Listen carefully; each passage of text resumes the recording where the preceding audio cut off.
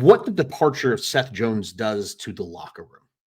Because despite him being a leader, and Lucas Reichel had glowing remarks for him and things like that, I think as a player and as a guy in that locker room, he wasn't a cancer in the sense of he's just not a good person. But I think him being very open about, hey, I kind of got screwed over by Stan Bowman and company, telling me one thing, signing a huge contract, and it being completely different in his tenure with the Blackhawks.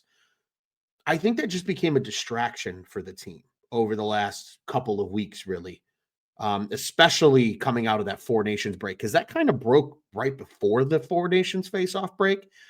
And then it really accelerated afterward in terms of him, discussing that, the reports of his agent and the Hawks discussing a trade and all of that. So I think it did become a little bit of a distraction for the room over the last handful of games. I think we really saw it, especially in that Utah game and especially in that Vegas game. I think that's where we really saw it the most.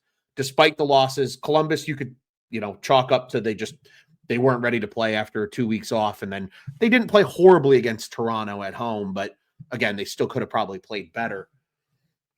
I think, White Sox Premium says here, he's like, Jones being gone is like taking the anchor off the leg you've been dragging. I think not necessarily because, he was a bad player and a bad guy for the room.